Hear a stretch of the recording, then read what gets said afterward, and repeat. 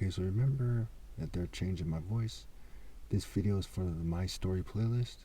I can't check what part we're on, so I think we're past part 60 or so. And I'm going to start with some scriptures that show you that I was right my whole life. And I'll tell you some more about why I was hanging out with gang members, why I started my own little crew, and why I describe myself as the voice of reason in the Crip gang with the community revolution in progress. Christ rest in peace. The scripture being a play on words for Crips, rute. So, Proverbs 29, verse 27.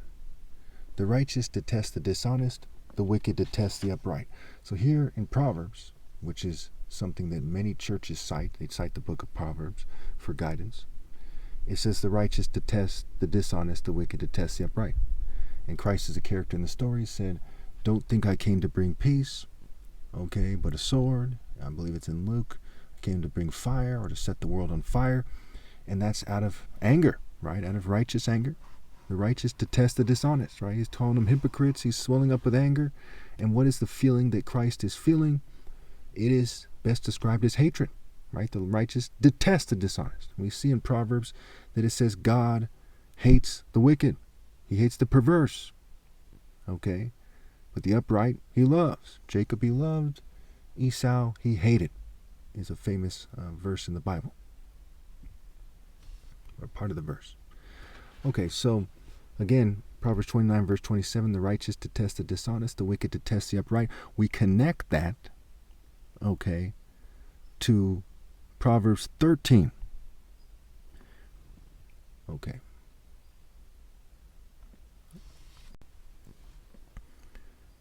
So we connect that to Proverbs 13, verse 5, which says, the righteous hate what is false, but the wicked make themselves a stench and bring shame on themselves.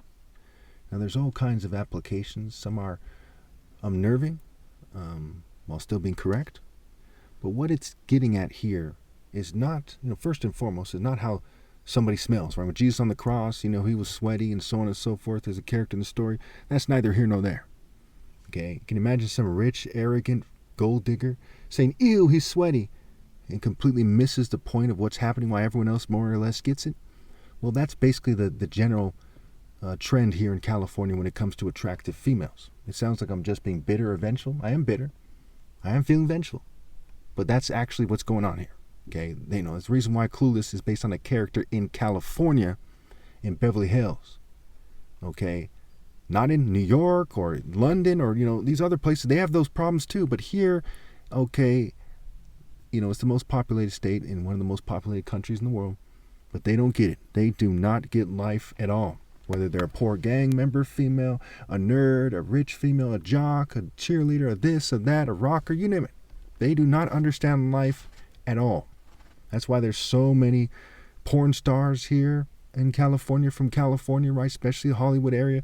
They just don't understand life. And what ends up happening is their actions are dishonest. So going back to Proverbs 29, verse 27, the righteous detest the dishonest, the wicked detest the upright. So how should I feel about it? And again, Proverbs 13, verse 5, the righteous hate what is false. They hate those who shun Jesus romantically at the most important time in history, okay, because that's dishonest of them. That's not just evil and wicked and stupid and this, that, it's also dishonest. And if you look at the different interpretations of Proverbs 29, verse 27, you'll see that I'm right as well, okay? And the righteous hate what is false. They hate that falsehood that they're living. So they're in the spirit of falsehood. They've embraced dishonesty to the point where they're dishonest, and they're in the repetition of it. Instead of the moral repetition I'm in, even though I don't know if my videos are going to get out, I still keep doing the right thing. Where when Jesus comes across their path, they will not make it clear that they want to date him, or they won't rally and obey God through me. Thus, leave me alone. Now, some of you are like, why does he keep saying this? This is a theme all throughout the Bible, all throughout it. God refers to Jerusalem and Israel as like a whore that betrays him all throughout the Old Testament, prostituting themselves to other deities, an easy slut, what have you. So when we get to the next verse, right, it says, righteousness guards a person of integrity, but wickedness overthrows the sinner. So those who rejected me, their wickedness overthrew them and their souls, and they lead their family astray when that same spirit of wickedness overthrows their families as well. So let's go to verse 12. Okay, if you're not mad after this verse and verse 19, okay, then you must be one sick puppy, as the saying goes. Hope deferred makes the heart sick, but a longing fulfilled is a tree of life. Hope, like romantic hope. Deferred, delayed, gotten rid of, what have you, makes the heart sick. But a longing fulfilled, like some women rallying and saying, I obey God through you, is a tree of life. So did they choose the tree of life or knowledge of what it means to be a rebel fucking bitch? Connect that to verse 19. A longing fulfilled is sweet to the soul, but fools detest turning from evil. If you go back to Proverbs 1 and Bible Gateway, it says that someone who is a fool is morally deficient, right? Without moral direction, okay? Is a gullible, easily, is inclined to be evil. So a longing fulfilled is sweet to the soul. Think about the soul of Christ, that they're supposed to want to be one with, supposed to want to be close and obeying, okay? But fools detest turning from evil. And hope deferred makes the heart sick, but a longing fulfilled is a tree of life. If I was in charge and a woman came up to me and said, well, they think they are obeying Christ because they're obeying the church, I would slap them till they're dead, till they were fucking dead. How dare they insult God? You really think that obeying God is obeying one of those churches? Is that what you fucking think? How could it be so careless, so callous, so pathetic? You know how obvious it is these days? You can't tell the difference between a regular preacher, if such a thing as even exists, and a pedophile or a child molester in the church. Their spirit is identical. If you were a good man, would you want to look identical to a fucking child molester? One man once said, it's not enough to be good, one has to appear to be good. Look how far I've gone to make sure you know the difference between me and everyone else. Put a lamp on its stand. But you don't get that because you don't love God enough. You've broken the greatest commandment. And as such, you're shunning me as a result. You're shunning me because you are idiots who hate God with all of your heart instead of loving God with all of your heart. Okay? Your heart is not capable of love. It's just capable of rebellion. That your actions show that. And for those of you who say, how dare you say that? It's dishonest of them. Proverbs 29:27. The righteous detest the dishonest. The wicked detest the upright. I'm doing what I'm supposed to do. I'm righteous. Not merely nice, to wicked people and yoking myself to. I don't do that. But you people, what the fuck are you doing? Why don't you detest the dishonest? Why are you dating them? Why are you helping them? Why are you obeying them? Proverbs 13 verse 5, the righteous hate what is false, but the wicked make themselves a stench and bring shame on themselves. Oh boy, I could talk about different forms of activities, sexual activities, but I'm not going to do that. Okay? But you know what the fuck I'm saying. There's many applications to that scripture. And you people shamelessly aren't porn stars and all kinds of shit. It's fucking crazy. So now let's get to the story, shall we? So I lived in, first place I lived in San Jose, right by a 7-Eleven. It was a poor area, it was poor area compared to where the other places I moved, but it was not that, it was middle class. Okay. And then, we moved to Saratoga, then we moved to unincorporated Morgan Hill. We bought the house in 89 or so, moved out here in 1990. Okay. When I was, I turned 9 years old that year. Okay. So in 97, 7 years later, when I got the trophy, okay, I was barely 16, barely. It was the end of the year in 97. Okay. I remember thinking to myself, hey, what does that mean? Now, after I'm like a teenager, right, and I go to boarding school at 14, 15 years old. I started off when I was really young. I watched Colors. I thought it was cool to be a gangster to some degree, but I had, I didn't want to be a criminal. Never at any point in my life did I want to be ghetto and talk ghetto and be ghetto. I wanted to make a distinction early on before I even turned 10 years old, before I even moved out here, with my parents. That was my goal, okay, to be righteous and to be cool and to be a warrior, and so on and so forth. I watched the Bruce Lee movies, the old Kung Fu movies, the ninja movies, you name it. Okay, comic books, want to do better than the Teenage Mutant Ninja Turtles. I was more serious than that, I wasn't trying to be Raphael all throughout, my youth. I was trying to be a gangster to a large degree, one of my early childhood friends had a bunch of toy guns. Anyway, I've told this story before, and I don't remember what I said exactly, but I kind of remember bits and pieces. Let me just get to the meat of it, okay?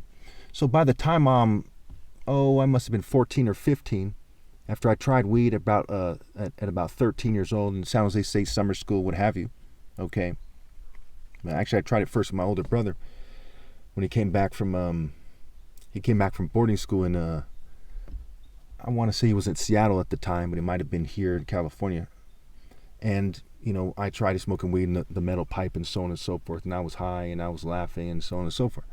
But so by the time I'm 14 or 15 or so, somewhere around there, I start my own gang out of necessity. Okay, it was 14, 15, 16, something like this, okay? And the reason is that people have their bears. I'm not going to tell you who was in it because some of these people don't want that to be known, okay? At least at this point. Maybe I have before and I messed up by saying that or something, but it's not a big deal, okay? So what ended up happening was we were like each other, and the kids from the low-income areas, right? I wouldn't say project. There's not really projects in Morgan Hill, but there's the village, right? The people from there and the people in the surrounding area, where there are various factions of crews and at least one or two factions of the Northern California Hispanic gang called the Norteños, right? XIV, X4, Norteños, what have you. And so they had their subculture, okay? Blacks over there in Oakland, which is 45 minutes to an hour away, depending on how fast you drive on the freeway. They had their cultures. People had their things. There was skaters. There was various groups, right? Jocks and so on and so forth. And there was a certain kind of, rooster culture. People act bad to some degree and so on and so forth. And, back then people weren't really buying weed from the cannabis club very often. And I don't smoke weed anymore and so on and so forth. And it never really interfered with my logic to a super high level or something. And its long-term effects are minimal. So I didn't go to the cannabis club. I dealt with the people in the streets. So I was really involved in the streets at about 13, 14, 15. And, I knew people through people, and I went through middlemen and so on and so forth. And by the time I was 16 years old at Live Oak High School, there's Crips there, or there was people who were affiliated with the Crip gang. Whether or not they're Crips is a little more controversial, but there was people from a gang called Thug Life and so on and so forth who are basically aligned to the Crips, and they swing toward the blue side and so on and so forth. And there was elements of the Norteño gang and elements of other crews that were aligned to them, and law enforcement are fully aware of their names and who they are. So I may as well just say it. It was one crew called AB, Always Burning. And for whatever reason, it's AB, and it's like the Aryan Brotherhood, but they're not white people, and it's not Aryan Brotherhood. They're actually a village crew back in the day. They're probably all gone now, and so on and so forth. And, people got jacked a lot in Morgan Hill, coming from out of town. The white guy lives in here, in the city, what have you. That's one of the things the government uses to turn people against each other. So to have a kind of solid base and central base to deal with these issues and to talk about these issues that come with dealing with the streets, to try to party, what have you, and to take on an identity that was familiar to me from hanging out with Crips and so on and so forth. And they actually started talking about starting another gang from the black people who went to the school in Live Oak, and the idea was shot down by some of these other guys. So some of these guys were more informant type of guys, and some of these guys were more kind of cool, but they were probably informants too. And so the guys who were more cool recommended, hey, let's all start this group, and the guys who weren't shot down that idea. And I also was in a crew, started with a bunch of boarding school kids, right, when I was in Southern California, to help us deal with the streets of the greater streets of LA, right?